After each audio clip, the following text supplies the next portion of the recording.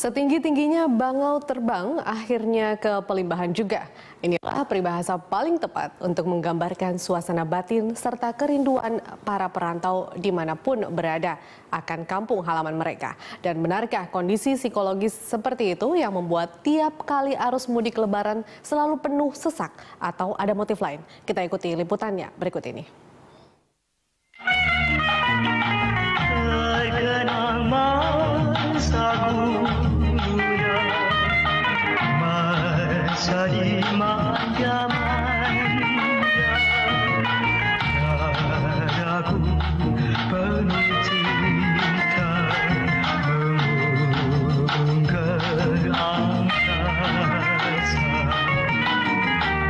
Di sana di balik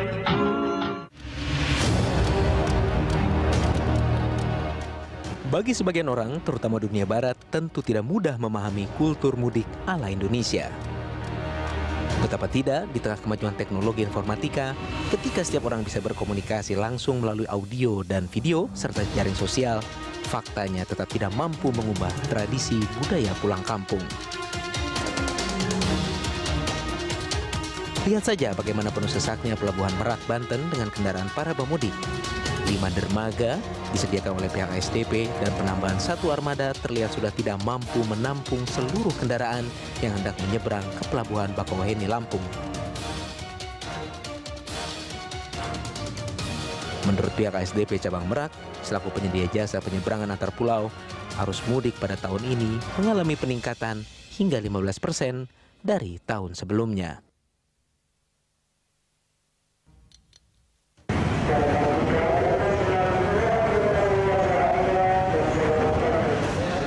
Beragam cara dilakukan para pemudik untuk sampai ke kampung halaman. Ada yang menggunakan kendaraan pribadi roda 4 atau roda 2, bus, truk, atau menumpang dengan teman atau saudara. Pokoknya yang penting mereka dapat pulang kampung, berkumpul dengan sanak saudara, sesuai semboyan, mangan orang mangan sing penting kumpul. Sebuah falsafah yang mengandung makna dimensi spiritual kultural, dimensi psikologis, dan dimensi sosial.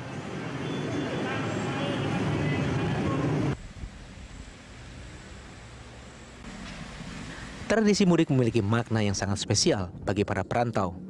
Meskipun harus ditempuh dengan beragam kesulitan, bahkan tidak jarang harus bertarung nyawa, terutama mereka yang mengandalkan transportasi laut. Sebab seringkali kondisi cuaca tidak bersahabat, seperti yang dialami pemudik di Kepulauan Aru, Maluku. Kapal yang mereka tumpangi dihempas ombak besar hingga tenggelam. 10 penumpang dan jurumudi serta semua barang bawaan terjatuh dan terkatung-katung di tengah laut di perairan Mairang, Kepulauan Aru, Maluku. Untung, nasib baik masih berpihak pada mereka dan berhasil diselamatkan tim Badan Penanggulangan Bencana Daerah Kabupaten Aru, Maluku. Kecuali 4 orang harus dilarikan ke Rumah Sakit Cendrawasih di Dobo, Maluku karena kondisinya sangat lemas. Tak ada korban jiwa dalam kejadian itu.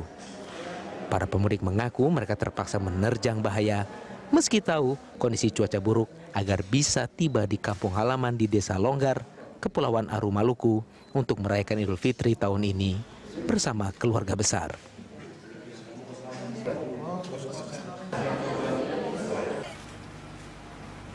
Bagi pemudik pengguna transportasi laut, kondisi cuaca memang menjadi kunci utama bisa tidaknya para pemudik tiba di kampung halaman tepat waktu. Di samping kecepatan, kapasitas angkut kapal dan lamanya perjalanan, persoalan cuaca buruk bukan hanya dialami pemudik di Kepulauan Aru, Maluku. Ratusan pemudik yang ingin pulang ke Madura maupun Karimun Jawa juga mengalami hal serupa.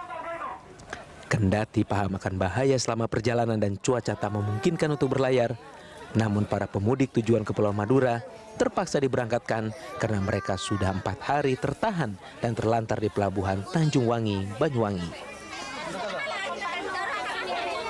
Para pemudik ini mengaku nekat berlayar di tengah cuaca buruk selama 14 jam perjalanan laut menyusuri Selat Bali, Selat Madura, dan Laut Jawa demi merayakan Lebaran bersama sanak saudara di kampung halaman.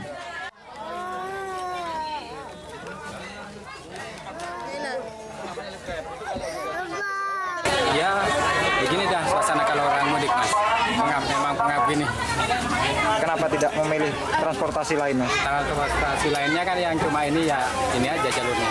Tidak ada Tidak transportasi. ada transport lain.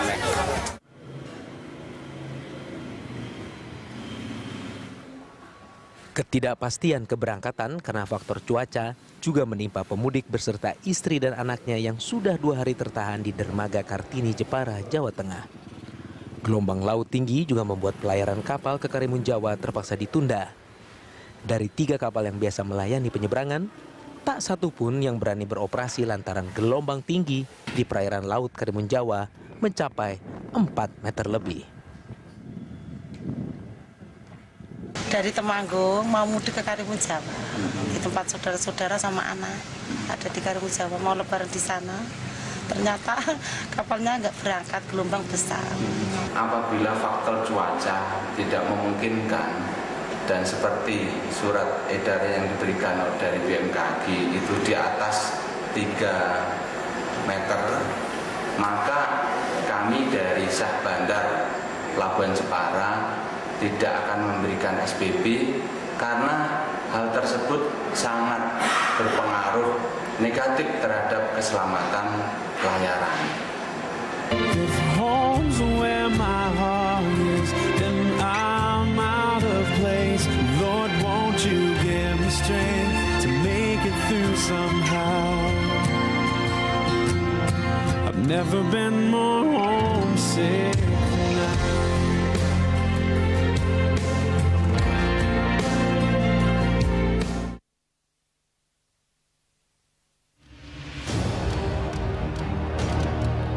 Dahulu, setiap musim mudik tiba, ada satu titik kemacetan yang sangat legendaris, yakni di Simpang Jomin. Sebuah persimpangan yang terletak setelah keluar pintu tol Cikampek, Purwakarta, Jawa Barat. Berkilo-kilometer antrean panjang kendaraan seolah sudah jadi hal lumrah di persimpangan yang memisahkan jalur Pantura dan jalur selatan.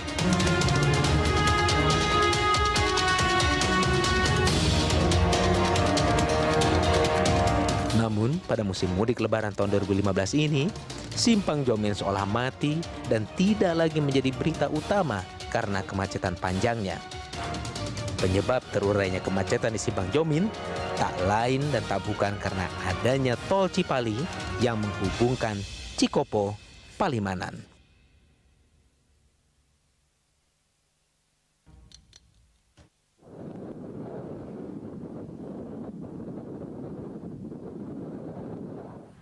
Akibatnya mudah ditebak. Kemacetan sekarang berpindah dari semula di persimpangan Jomin beralih ke ruas tol Cipali. Apalagi dengan kondisi jalan yang mulus, minim kelokan, mampu memotong waktu perjalanan secara signifikan, membuat jalan tol Cipali menjadi pilihan utama para pemudik.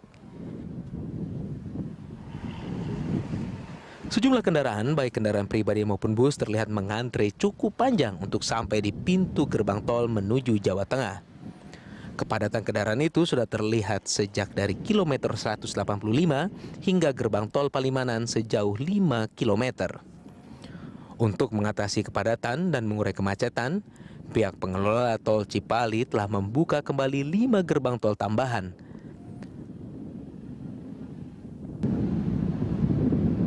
Dengan memperbanyak pembukaan pintu gerbang tol, diharapkan bisa mengurai kendaraan para pemudik yang terus membanjir untuk menuju ke Jawa Tengah. Kepadatan ini mengalami puncaknya pada H-1 Lebaran.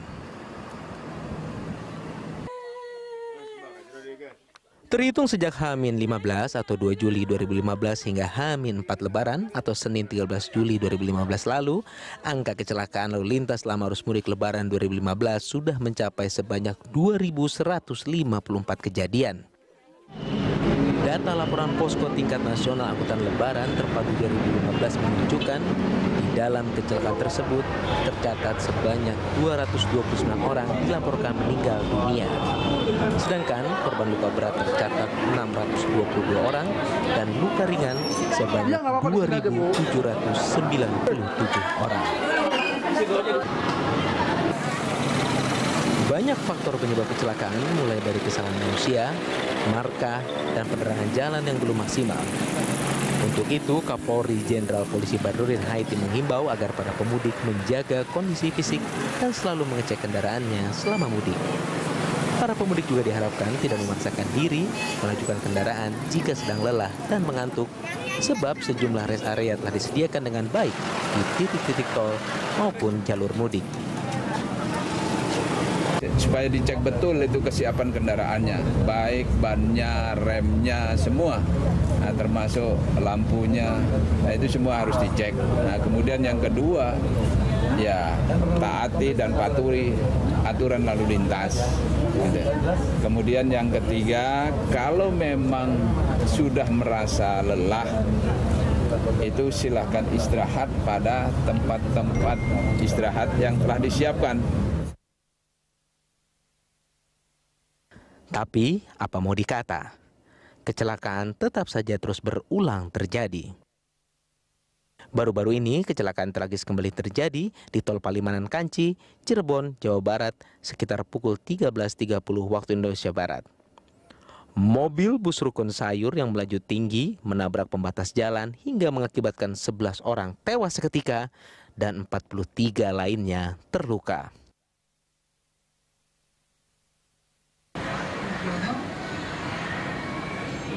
Korban luka-luka dirawat di Rumah Sakit Mitra Plumbon, Cirebon, Jawa Barat.